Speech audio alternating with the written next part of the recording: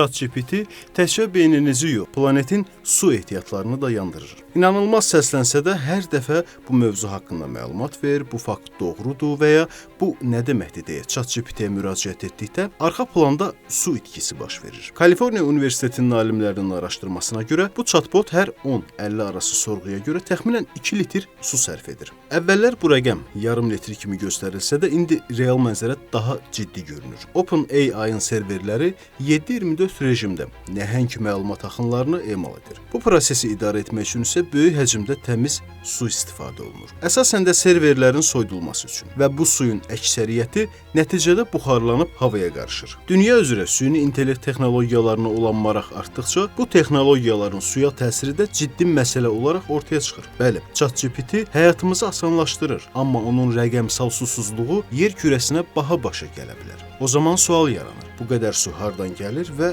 hara gedir? Bu mövzu isə düşündüyümüzdən daha dərindir.